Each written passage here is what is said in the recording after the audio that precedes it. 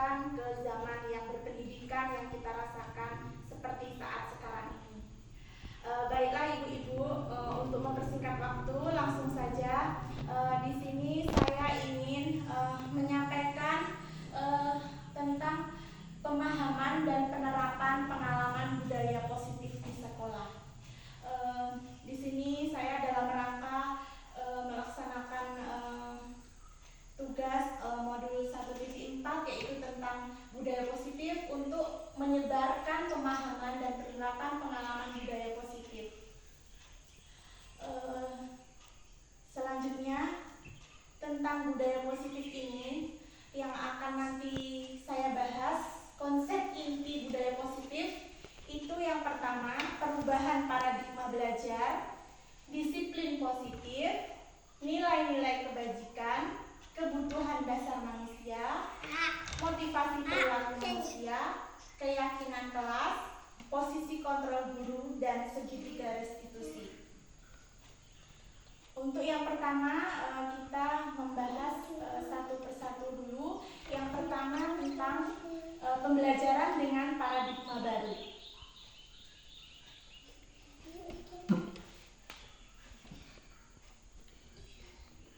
Jadi di zaman yang sekarang ini kita sudah berubah ya Bu, semakin berkembang perubahan zaman dengan kita melakukan paradigma baru. Pergeseran paradigma itu dalam arti kata perubahan besar dalam cara berpikir untuk menyelesaikan sesuatu yang menggantikan paradigma sebelumnya.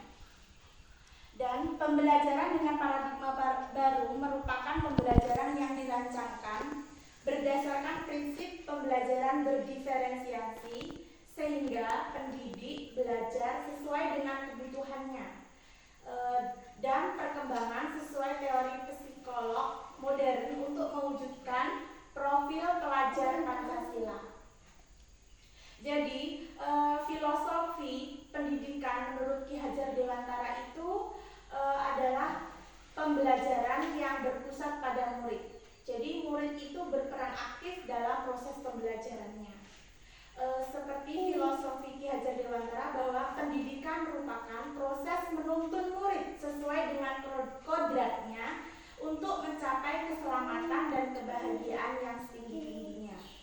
Dan kita sebagai guru hanya fasilitator atau mengarahkan murid untuk mencapai tujuannya. Jadi kita bukan sebagai kontrol utama ya Bu ya. Jadi kita hanya mengarahkan sesuai dengan bakat-bakat murid dan minatnya. Jadi kita sebagai guru hendaknya kita bukan menuntut murid atau murid harus seperti yang kita inginkan. Jadi murid itu seyogyanya harus memang sesuai dengan keinginannya, sesuai dengan bakatnya dan minatnya, kita hanya mengarahkan. Dan seterusnya, dalam pembelajaran paradigma baru ini merupakan pembelajaran yang dirancang tadi, dan seterusnya beberapa hal yang perlu dipertimbangkan dalam penerapan pembelajaran berdasarkan prinsip pembelajaran paradigma baru, yaitu sebagai berikut. Yang pertama, rancangan pembelajaran berfokus pada tingkat perkembangan dan capaian peserta didik di masa sekarang. Jadi pembelajaran itu harus berfokus pada capaian peserta didik di masa sekarang ya Bu ya. Jadi kita harus mengikuti perkembangan zaman. Jadi kita tidak boleh gimana ya Bu ya, kita harus berpikir kritis atau harus kreatif, apalagi sekarang dengan menggunakan media sosial ya Bu ya. Kemudian rancangan pembelajaran yang disusun dapat menumbuhkan kapasitas untuk menjadi seseorang yang pembelajar sepanjang hayat. Jadi kita harapkan pembelajaran yang kita susun itu menjadikan murid itu lebih aktif dan dia mau menjadi pembelajar yang sepanjang hayat. Kemudian perkembangan kompetensi dan karakteristik holistik peserta didik menjadi sasaran dalam proses pembelajaran. Dan seterusnya pembelajaran konseptual dan relevan. Dan yang terakhir, masa depan berkelanjutan menjadi orientasi dalam pembelajaran. Kemudian yang akan kita bahas tentang miskonsepsi tentang teori kontrol. Jadi sebelum kita membahas tentang teori kontrol ini, kita artikan dulu ilusi. Ilusi itu adalah gambaran ya Bu ya. Jadi ini gambaran kita sebagai guru dalam mengontrol murid-murid. Yang pertama itu ada ilusi guru mengontrol murid. Jadi kita mengontrol murid ya Bu ya. Itu gambaran kita. Pada dasarnya kita tidak dapat memaksa murid untuk berbuat sesuatu jikalau murid tersebut memilih untuk tidak melakukannya. Walaupun tampaknya sebenarnya kita sedang mengontrol perilaku murid tersebut, tetapi murid itu tetap tidak mengikuti atas apa yang kita mau, ya kan Bu? Jadi itu hanya gambaran kita teori kontrol itu tadi. Kemudian ilusi bahwa semua penguatan positif, efektif dan bermanfaat. Dan seterusnya, ilusi bahwa kritik dan membuat orang merasa bersalah dapat menguatkan karakter. Dan yang terakhir, ilusi bahwa orang dewasa memiliki hak untuk memaksa. Dan kemudian kita akan membahas tentang disiplin positif ya Bu ya. Tadi seperti judulnya bahwa kita akan memaparkan tentang disiplin positif. Namun sebelumnya agar kita semangat dalam mengikuti materi ini, kita speaking dulu ya Bu ya. Oke. Kita semuanya sambil berdiri nanti ya Bu. Ya.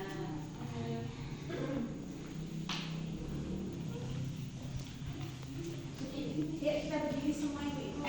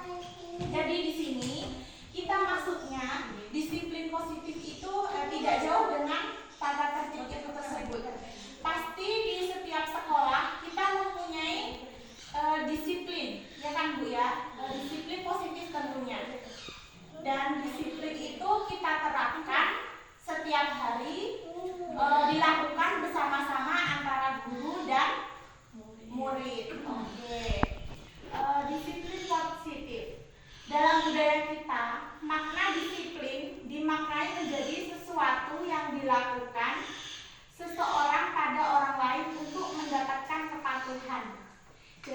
tujuannya agar mendapatkan kepatuhan, ya Bu ya. Dan disiplin positif merupakan salah satu cara untuk menumbuhkan kesadaran yang didorong dalam diri anak tanpa hukuman dan hadiah. Jadi untuk menerapkan disiplin kepada anak ini memang dari diri anak tersebut, bukan karena anak itu takut dihukum atau mendapatkan hadiah. Itu disiplin positif. Dan kita sebagai pendidik otomatis mempunyai tujuan untuk menerapkan disiplin positif tersebut, ya Bu ya. Tujuannya menciptakan anak-anak yang memiliki disiplin sehingga mereka bisa berperilaku dengan mengacu pada nilai-nilai kebajikan universal. Nah, itu tadi tentang disiplin. Jadi setiap kita sebagai pendidik otomatis menginginkan karakter anak itu baik, ya Bu ya, dengan cara kita menanamkan sikap disiplin positif. Dan kemudian dalam penanaman disiplin positif di sekolah kita ini ada nilai-nilai kebajikan yang berperan di dalamnya. Nilai-nilai kebajikan itu disepakati bersama. Jadi antara kita, murid dan warga sekolah kita di sekolah. Itu nilai-nilai kebajikan yang disepakati bersama lepas dari suku, bangsa, agama, bahasa maupun latar belakangnya. Yang pertama, otomatis karena kita pendidikan sekarang itu merdeka belajar, yang tujuannya adalah membentuk profil pelajar Pancasila. Jadi yang pertama, nilai-nilai kebajikan yang kita sepakati, beriman dan bertakwa kepada Allah.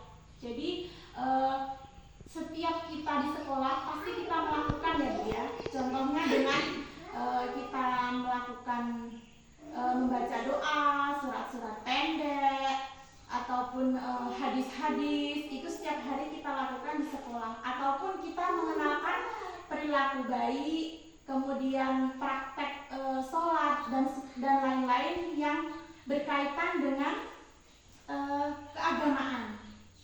Kemudian yang kedua, dari pelajar profil pelajar Pancasila ini adalah mandiri, di mana anak kita ajarkan untuk bertanggung jawab, melakukan segala sesuatu sesuai dengan kemampuannya, dan bisa menyesuaikan di mana dia berada. Kemudian bernalar kritis. Bernalar kritis itu otomatis anak rasa keingintahuannya tinggi, ya Bu ya. Dalam kita menyampaikan segala sesuatu atau topik pada hari itu, anak-anak tuh ingin atau penasaran dengan apa yang kita tanya atau kita ceritakan. Kemudian berkebinekaan global, itu tidak jauh dari tentang suku bangsa atau budaya di daerah kita. Seperti kita ini kan berada di Sumatera Barat, identik dengan kita di daerah Minang, ya Bu ya. Jadi kita di sini kita tetap mengenalkan tentang budaya atau tarian-tarian Minang atau baju adatnya, pokoknya tentang di daerah kita tinggal. Tetapi kita juga mengenalkan dengan adat-adat lainnya atau suku-suku lainnya. Nah, itu berkebinekaan global. Kemudian bergotong royong. Bergotong royong ini tentunya kalau yang kita kenal bergotong royong itu membersihkan sekolah, ya Bu ya. Tetapi bukan hanya itu aja, kita membersihkan sekolah atau menjaga kebersihan. Tetapi bergotong royong ini juga dalam arti kata kita bekerja sama dalam menjalankan kedisiplinan sekolah. Jadi bukan hanya gurunya saja atau muridnya saja, jadi kita harus bekerja sama dalam mewujudkan disiplin tersebut. Kemudian kreatif. Kreatif tentunya tidak asing kita dengar. Otomatis kalau kreatif itu anak-anak itu semuanya kreatif, ya Bu ya. Anak usia dini itu semua kreatif. Jadi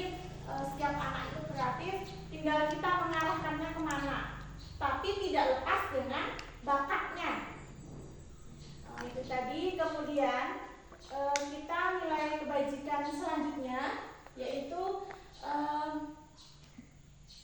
sikap murid. Sikap kita, kalau sikap itu berarti identik dengan diri kita sendiri ya Bu ya. Itu sikap murid ada toleransi. Toleransi itu seperti apa? Toleransi itu kita saling menghargai antar sesama atau antar kita berbeda agama. Jadi kita ajarkan kepada anak untuk saling menghargai. Kemudian rasa hormat. Rasa hormat itu yang seperti apa kita terapkan kepada anak.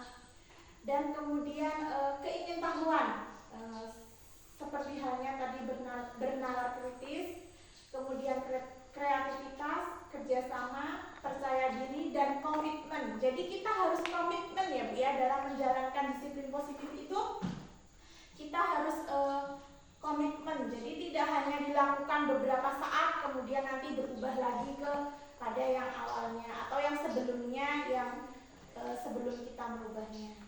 Kemudian nilai kebajikan selanjutnya keterampilan hidup, di mana keterampilan hidup itu contohnya dapat dipercaya.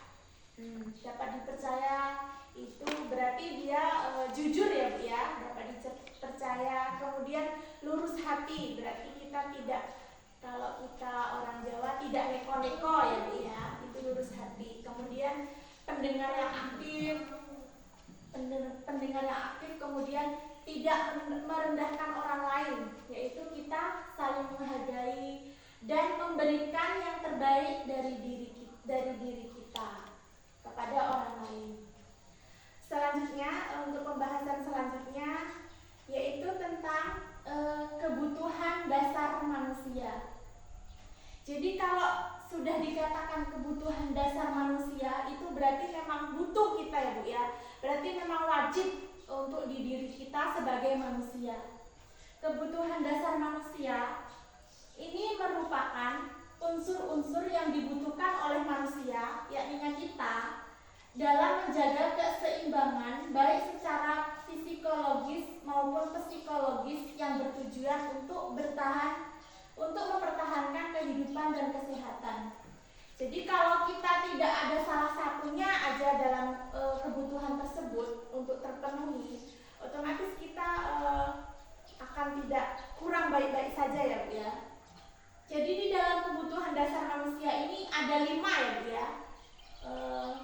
Seperti halnya kalau kita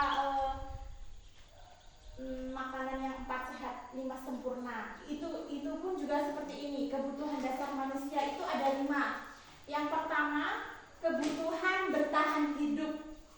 Apa itu kebutuhan bertahan hidup? Itu berupa makanan. Itu sudah wajib ya Bu ya. Apabila kita tidak makan atau kurang makan aja lah, pasti sudah tidak enak lah badan kita. Makanan, pakaian juga termasuk yang penting. Makanan, pakaian, tempat tinggal.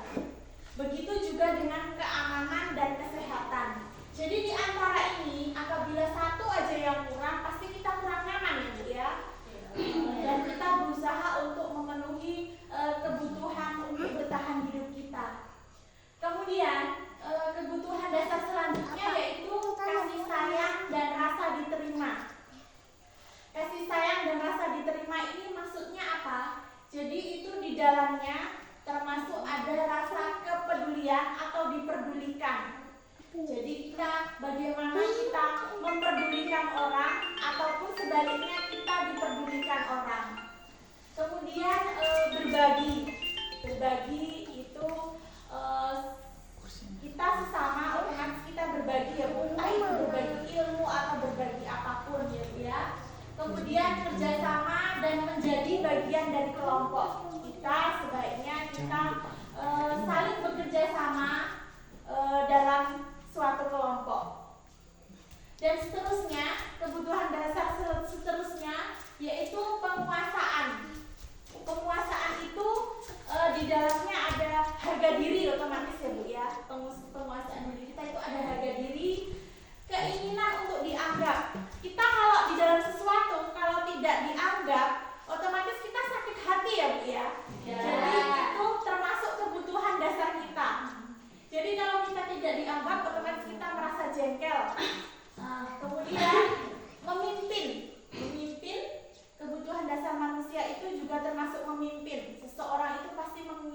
dia menjadi pemimpin. Dan kemudian berprestasi. Itu otomatis ya Bu ya. Kita semua orang pasti kita pengen berprestasi dan bermanfaat bagi sekitarnya. Dan kemudian diakui dan didengar. Seperti halnya tadi dianggap tadi. Kemudian kebutuhan dasar manusia selanjutnya adalah kebebasan. Otomatis kita sebagai manusia ingin bebas ya Bu ya, tidak ingin dikekang. Kebebasan di sini itu mencakup mandiri. Otomatis walaupun kita bebas, tetapi kita mandiri ya Bu ya. Mandiri itu memiliki pilihan, mencoba hal-hal baru. Pasti setiap kita manusia ingin melakukan atau mencoba hal-hal baru dan mampu mengendalikan diri kita yang ke arah yang lebih baik. Jadi itu untuk penguasaan ya Bu ya. Kemudian kesenangan. Otomatis kita semua ingin senang nggak Bu? Ingin. Otomatis kita semua ingin senang ya Bu ya. Karena kita itu memang hidup inginnya juga senang dan menikmati hidup.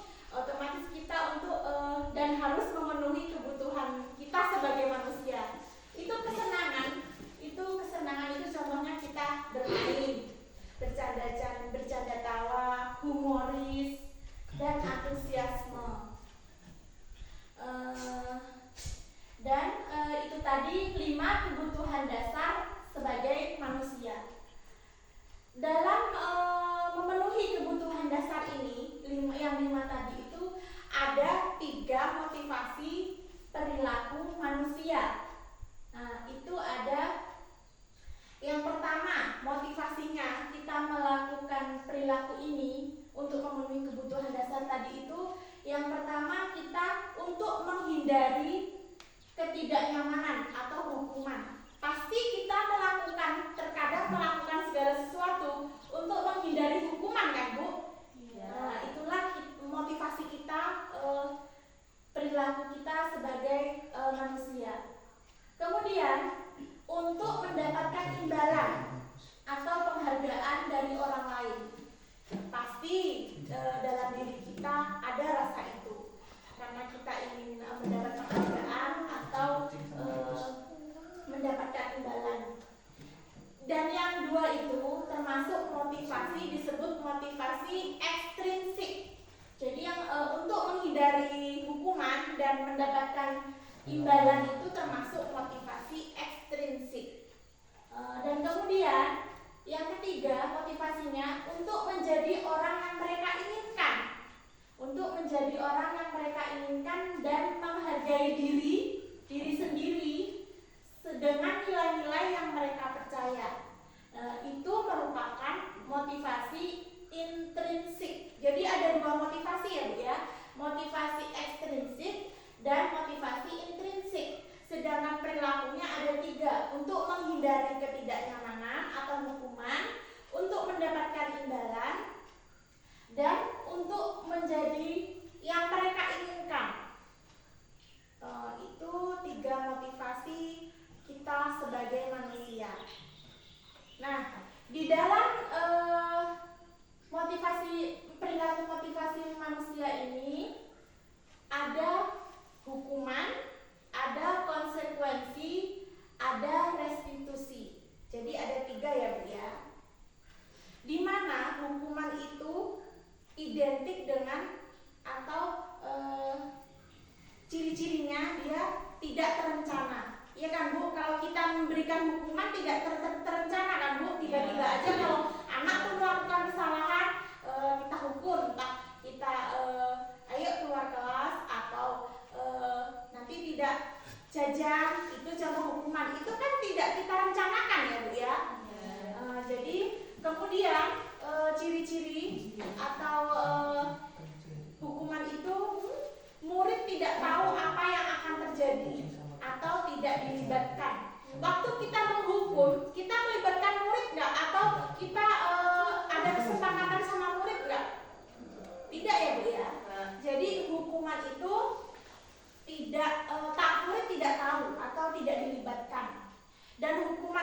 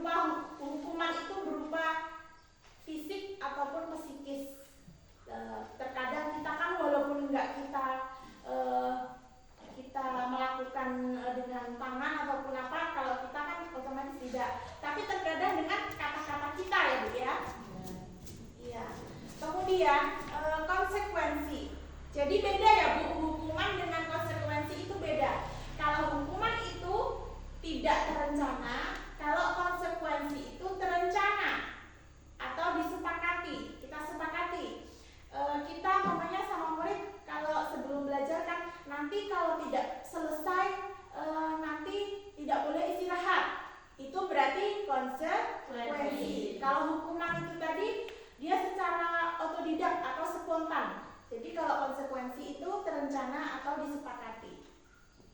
Kemudian kalau konsekuensi itu murid tetap dibuat tidak nyaman. Tetap saja murid tidak nyaman walaupun itu kita libatkan murid dalam kesepakatan tersebut. Tetapi murid tetap saja tidak nyaman. Kemudian sikap guru selalu memonitor murid.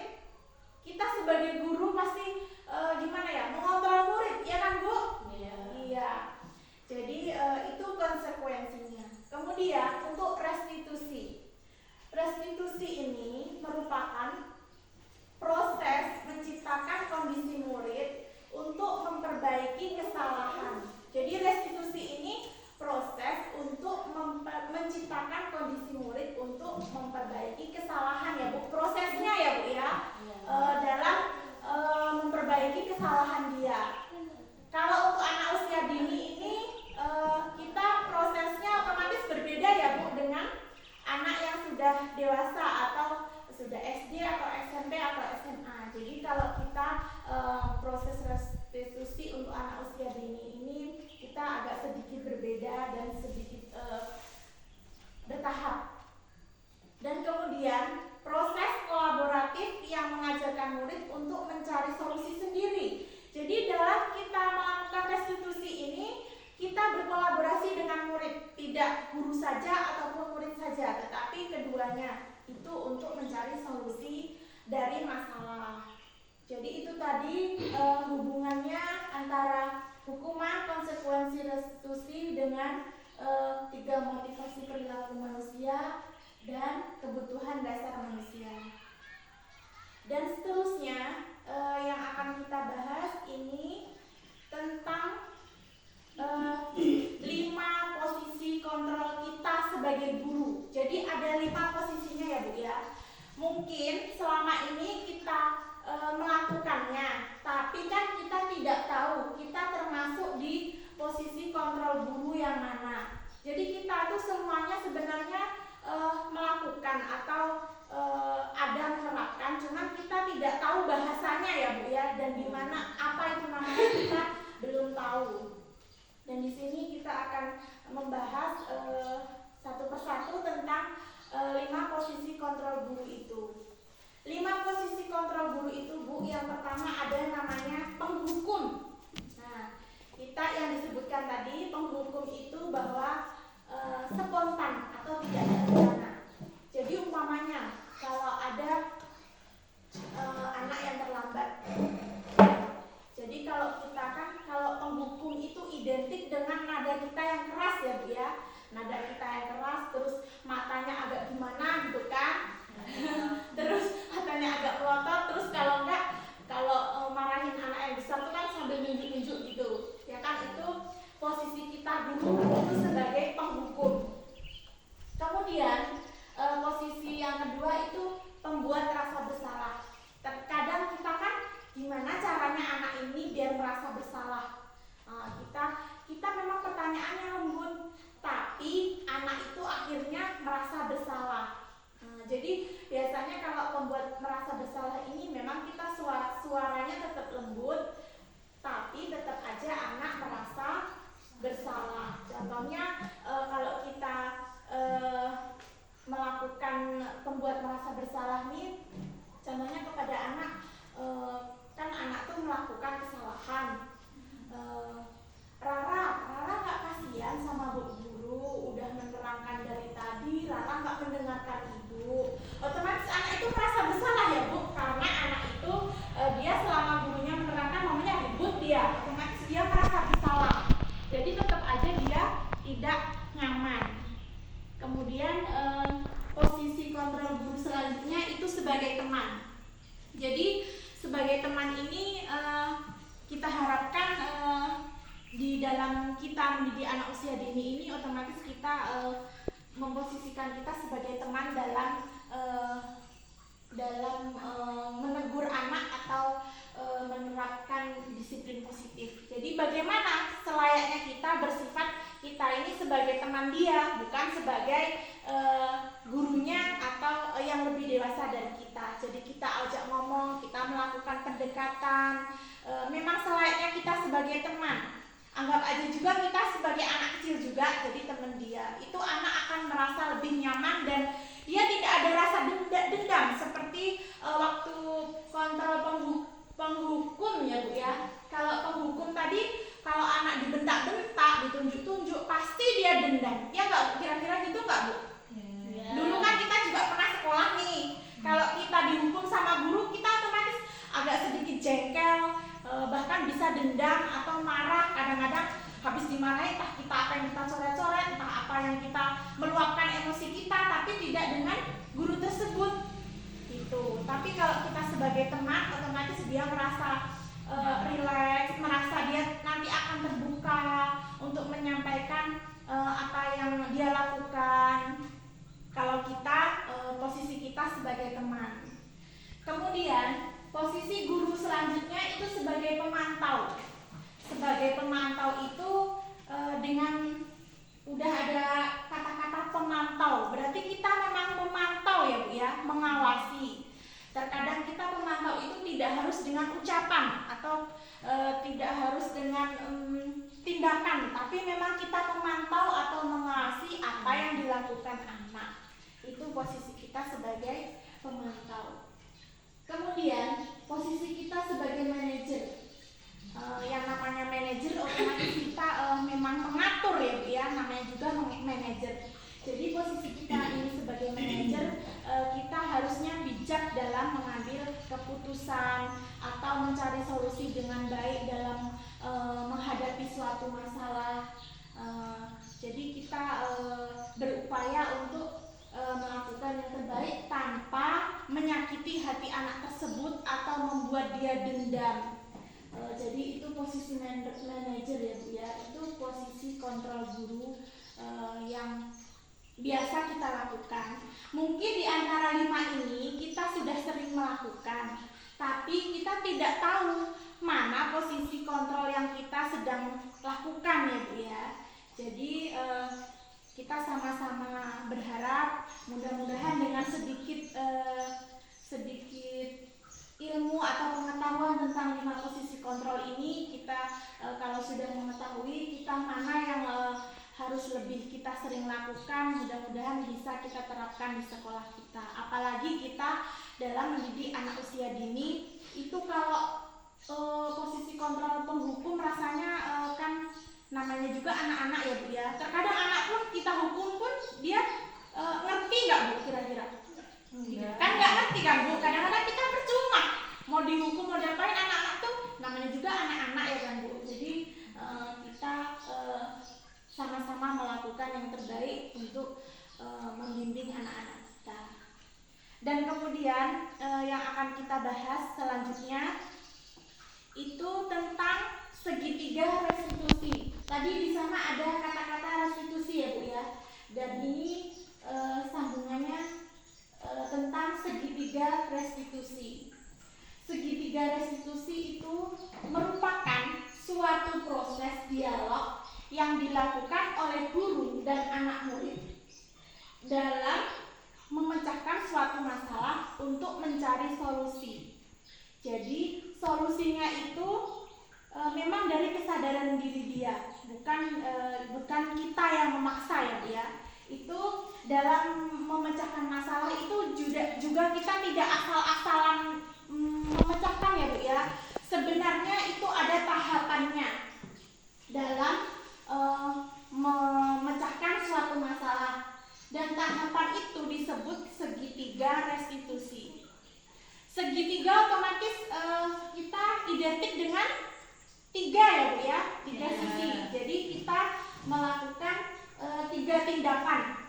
Itu ada tindakannya menstabilkan identitas, kemudian validasi tindakan, kemudian menanyakan keyakinan.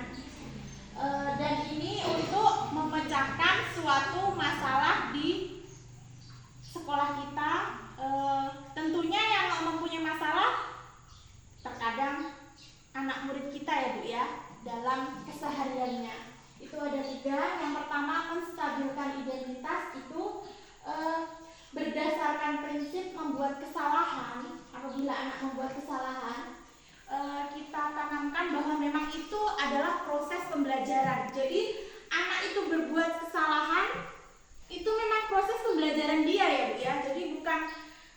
sesuatu hal yang gimana ya, sesuatu hal yang tidak boleh dilakukan, tapi memang itu proses dia dalam pembelajaran. Itu dalam menstabilkan identitas itu ada pertanyaan, kata-kata yang kita ucapkan kepada anak agar anak itu tidak sakit hati atau dia mau melakukan yang terbaik. Itu ada kata-kata contohnya seperti ini. Mamanya anak itu melakukan kesalahan, kita melakukan yang pertama otomatis kita bersikap ramah dulu ya Bu ya. Jadi anak-anak tuh Bu, apabila melakukan kesalahan, apabila langsung kita tegur di depan temannya itu ternyata kita salah ya Bu ya, akan lebih baik anak itu kita panggil, kita ajak ngomong berdua atau pokoknya yang penting nggak di depan teman-temannya. Ternyata itu salah, karena selama ini kita tidak tahu yang seperti itu ya Bu, atau masih minim pengetahuan kita. Dan itu ternyata ada tahapannya untuk menyelesaikan suatu masalah. Yang pertama itu tadi, anak kita ajak ngobrol, kemudian kita tanya-tanya dulu, biar anak tuh mau nanti bercerita. Apalagi anak usia dini, dia tidak bisa langsung ditegur atau diapakan. Itu kan kadang-kadang anak tuh entah akhirnya dia nangis duluan atau dia tidak mau dipanggil. Itu yang pertama, kita ucapkan kata-kata berbuat salah itu tidak apa-apa, karena kita semua pasti pernah melakukan kesalahan ya Bu ya. Sedangkan orang dewasa kita aja sering melakukan kesalahan, apalagi anak-anak, otomatis dia sering melakukan kesalahan. Nah, ataupun kata-kata gini, kita bisa selesaikan masalah ini Nak, atau apakah kamu sedang menjadi teman yang baik buat dirimu? Otomatis dia kalau dia melakukan kesalahan, itu diri dia atau tidak kan dia tidak tahu ya Bu ya. Umpamanya anak ini biasanya anak ini baik atau dia jaranglah mengganggu kawannya, tapi saat itu dia melakukan atau mengganggu kawannya, otomatis itu diri dia enggak, otomatis kita tanyakan seperti itu. Itu yang pertama, kita menstabilkan identitas, kita stabilkan dulu ya Bu keadaan dia tuh. Tapi anak didik itu kita tidak langsung bisa langsung kita panggil, kadang-kadang habis melakukan kesalahan. Jadi kita tunggu dulu atau kita biarkan dulu. Jadi jangan langsung kita tegur atau dimarahin di depan temennya lagi kan. Walaupun anak-anak, tapi dia tetap berperasaan ya Bu ya. Walaupun dia belum dewasa, tetapi dia tetap sudah merasakan, tapi dia belum bisa mengungkapkan. Kemudian itu yang tahapan yang pertama. Yang kedua, validasi tindakan. Nah, validasi tindakan ini setiap perilaku berupaya untuk memenuhi suatu kebutuhan tertentu. Anak ini melakukan kesalahan, pasti ada kebutuhan yang belum terpenuhi sama diri dia. Contohnya, di sekolah TK saya itu Zahra, dia sering tidak membawa snack ataupun buah. Berarti sebetulnya ada kebutuhan dia yang belum terpenuhi, sehingga dia melakukan kesalahan tersebut. Otomatis kita harus bukan anaknya aja yang kita ajak berbicara, tetapi seharusnya dengan orang tuanya. Jadi orang semua kita yang terlibat. Jadi itu, kemudian kalau anak-anak yang suka memukul atau suka mengganggu, pasti ada kebutuhan yang belum terpenuhi oleh anak-anak tersebut. Nah, dalam memvalidasi tindakan ini, itu ada kata-kata yang bisa kita ucapkan kepada anak. Contohnya, itu kamu pasti punya alasan melakukan tersebut, melakukan kesalahan tersebut.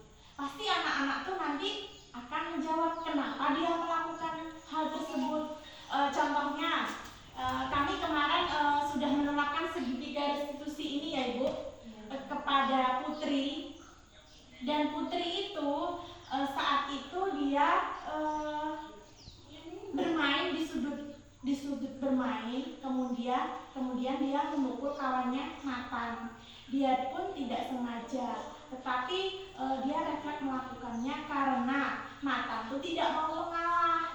Jadi dia pukul aja si Nathan itu, meskipun tidak keras, tapi Nathan merasa jengkel dan akhirnya dia nangis. Nathan tuh keluar bermain dengan teman yang lainnya. Jadi kita dalam validasi tindakan untuk menerapkan segitiga restitusi ini, itu kita tanya apa alasan Putri ini melakukan tindakan tersebut. Otomatis setiap yang kita kerjakan pasti punya alasan ya Bu ya, punya sebabnya kenapa kita melakukan tersebut. Jadi itu untuk validasi tindakan. Kemudian ada juga bisa kita mengucapkan kamu boleh mempertahankan sikap seperti itu, tapi kamu harus menambahkan sikap yang baru. Jadi anak-anak tuh berbuat salah tidak apa-apa, tetapi harus memperbaikinya, harus melakukan perubahan ya Bu ya. Karena apa yang dilakukan itu salah, meskipun terkadang anak tuh walaupun anak tuh baik, kalau dia walaupun anak tuh baik banget, tapi kalau dia memukul temennya termasuk salah nggak itu Bu? Salah kan Bu? Berarti dia melakukan kesalahan kan? Meskipun anak itu baik. Jadi kita harus melakukan perubahan atau sikap yang lebih baik lagi. Kemudian setelah menstabilkan identitas, kemudian validasi tindakan, yang terakhir kita menanyakan keyakinan kelas. Nah, kita setiap sekolah itu mempunyai keyakinan kelas. Tadi ada satu yang belum kita bahas, yaitu tentang keyakinan kelas. Nah, jadi di sini kita menanyakan keyakinan kelas, kesepakatan kelas. Jadi setiap kelas itu punya kesepakatan nggak Bu? Punya. Kesepakatan itu atau keyakinan. Beda nggak Bu kesepakatan kelas dengan peraturan kelas? Beda. Oke. Kalau peraturan kelas itu yang membuat siapa? Sekolah. Iya. Jadi cuma satu pihak ya Bu ya. Kalau peraturan sekolah. Kalau kesepakatan kelas atau keyakinan kelas yang membuat siapa? Bersama antara guru dan murid. Ya. Guru, murid, dan untuk mencapai atau menjalankan kesepakatan itu ada orang tua yang ikut berkolaborasi. Itu tadi tentang keyakinan kelas. Contohnya keyakinan kelas kita itu kalau di sekolah kita di TK Harapan Bunda itu membudayakan 5S. Ada senyum, salam, sapa, sopan, dan santun. Jadi itu untuk menerapkan itu bukan hanya murid yang menerapkan, tetapi gurunya juga harus menerapkan. Iya. Jadi kita kalau mau berjalan untuk mencapai tujuan, nggak mungkin cuma kaki sebelah ya Bu ya. Otomatis yang sebelah juga ikut berjalan. Begitu juga di sekolah. Untuk menjalankan kesepakatan kelas, kedisiplinan positif. Jadi guru ataupun murid juga harus ikut menerapkan. Apalagi kita ini sebagai contoh, sebagai among atau sebagai memang yang ditiru murid. Otomatis kita dulu yang melakukan, nanti murid itu akan mengikuti kita. Jadi contoh keyakinan kelas itu dia contohnya umpamanya kita kalau masuk atau keluar mengucapkan dan membalas salam. Terus kita mencuci tangan sebelum dan sesudah makan. Terus menghargai atau menghormati orang yang lebih dewasa, atau kita saling menyayangi, tidak berkata kotor atau jahat, dan kita apabila berbuat salah kita meminta maaf. Itu contoh kesepakatan kelas atau keyakinan kelas. Dan kita kembali ke segitiga restitusi. Tadi sudah menstabilkan identitas, validasi tindakan, dan terakhir menanyakan keyakinan. Nah, tadi apabila anak sudah melakukan kesalahan, terus sudah kita stabilkan identitasnya, sudah kita validasi tindakannya, kemudian yang terakhir menanyakan keyakinan. Berdasarkan prinsip teori kontrol bahwa pada dasarnya kita termotivasi secara intrinsik.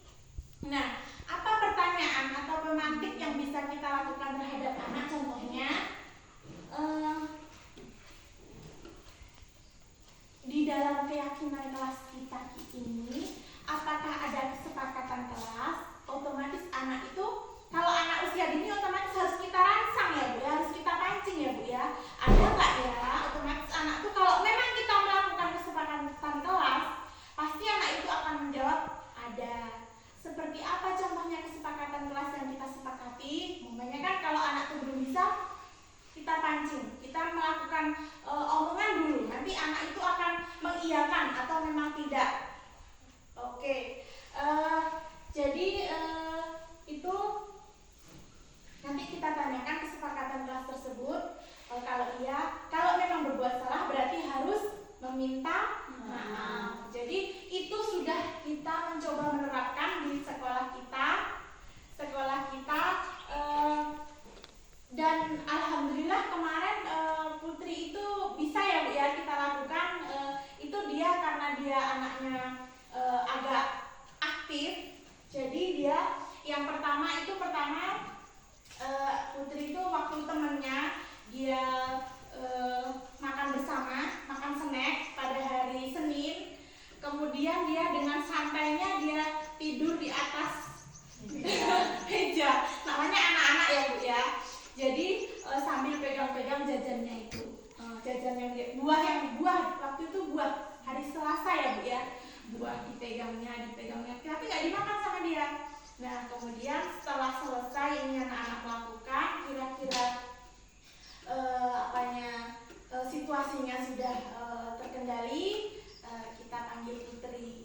Kemudian Putri itu otomatis kita berbicara dulu, jangan langsung ke masalah, kita berbicara dulu. Boleh nggak Ibu tanya Putri atau bagaimana gitu kan? Tadi Putri melakukan apa ya? Nanti Putri itu akan menjawab Bu. Memang iya Bu, waktu kita di saat kita memarahi anak atau menegur anak di depan temannya, sama anak itu bertemu kita langsung, anak itu akan lebih rileks apabila kita berbicara sendiri. Jadi Putri itu menceritakan, saya tiduran di atas meja Bu. Otomatis kita tanyakan, apa alasan Putri tidur di atas meja? Nggak apa-apa Bu, senang Putri tiduran di atas meja. Iya Bu, memang karena dia senang, gimana ya, memang anak tuh kalau melakukan kesalahan mungkin dia puas gitu ya Bu ya.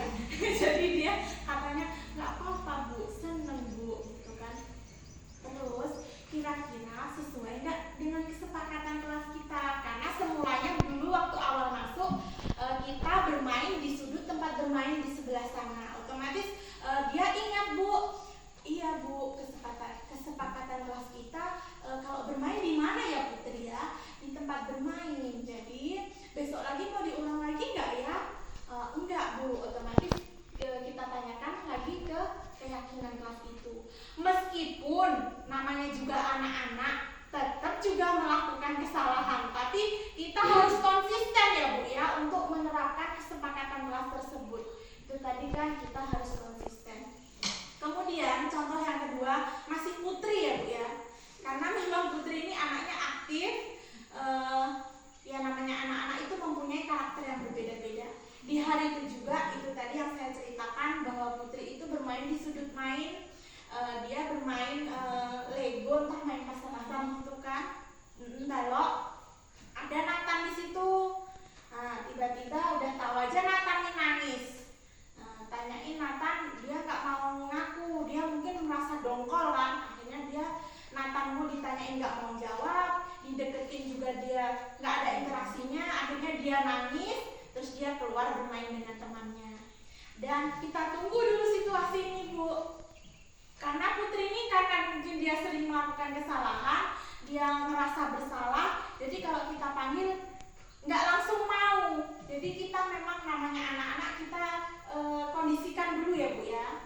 Dan kita panggil lagi Putri. Kemudian kita lakukan lagi menstabilkan identitas. Otomatis memang kita ngomong dulu Bu kalau kita tuh memang sering berbuat salah. atau memang melakukan kesalahan itu wajar, atau memang kita manusia. Kalau kita tidak melakukan kesalahan berarti itu udah ya Allah lagi ya Bu ya, karena manusia itu pasti pernah melakukan kesalahan. Jadi kita tanyakan dulu kesalahannya, kita stabilkan dulu identitasnya, kemudian validasi tindakan. Alasan Putri itu kenapa memukul Nathan, otomatis gitu ya Bu ya, semuanya itu kan kita tanyakan. Jadi itu nanti dia cerita tuh, nggak sengaja Bu. Kenapa tidak sengaja? Karena Nathan nggak mau ngalah. Jadi mainan itu, jadi Putri pengennya Nathan ngalah. Iya Bu, gitu. Otomatis, nah setelah Putri itu ditanyakan, itu kira-kira salah nggak? Otomatis Putri menjawab salah. Kemudian kalau kita salah, keyakinan kelas kita bagaimana ya? Otomatis kita rangsang lagi Bu. Untuk anak-anak usia dini itu memang kita harus merangsang atau memancing. Meminta apa ya Putri ya? Kadang-kadang kita arahkan meminta itu aja jawabnya meminta makan, kata dia. Namanya juga anak-anak ya Bu ya. Otomatis meminta makan atau meminta maaf ya Put. Nanti dia jawab meminta maaf Bu. Nah nanti udah apa itu kan kita menanyakan keyakinan tersebut.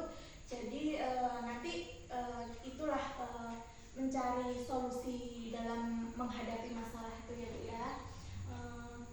Jadi kira-kira dari pemaparan yang saya jabarkan ini tentang budaya positif ini, ada yang ingin Ibu tanyakan tentang ini tadi ya Bu ya?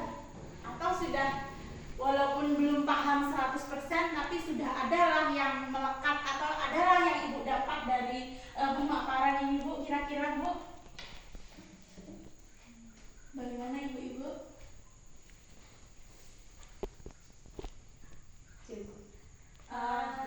Izin bertanya ya. Kan kita juga melakukan kesepakatan kelas nih. Iya. Kira-kira apa ya manfaatnya selain supaya anak itu bisa mengikutinya sesuai apa ya namanya? Sesuai dengan kesepakatan itu ya Bu ya, manfaatnya gitu. Iya, jadi manfaatnya kita membuat kesepakatan kelas atau melakukan keyakinan kelas ini ya Bu. Karena kalau kita keyakinan atau kesepakatan itu kita buat bersama ya Bu, bukan satu pihak ya.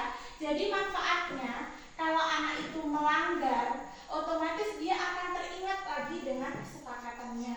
Jadi dia manfaatnya keyakinan kelas itu akan berbeda dengan peraturan. Kalau peraturan kelas itu dia biasanya anak itu akan denda.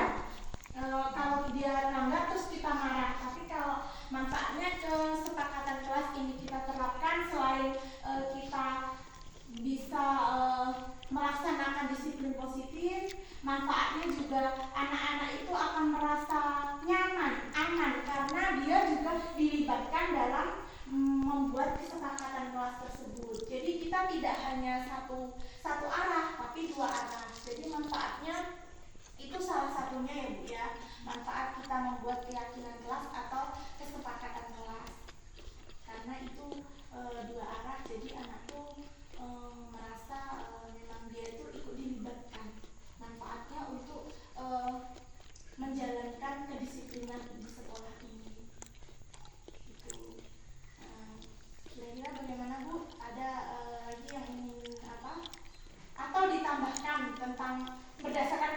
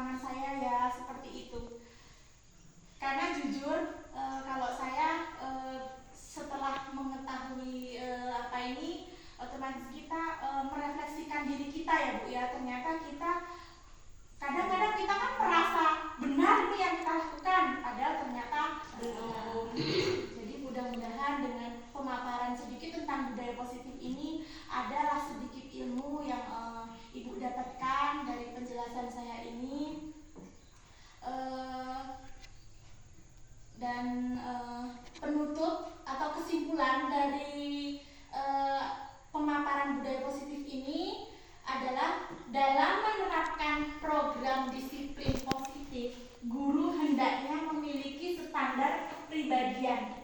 Jadi kita harus memiliki standar ya Bu ya. Kita harus mempunyai nilai di diri kita ini. Nilai yang bagaimana? Nilai yang baik atau yang buruk? Otomatis kita harus memiliki nilai yang baik. Kita harus mempunyai karakter. Atau kita tuh identik guru yang bagaimana? Kita harus menjadi guru yang dirindukan murid.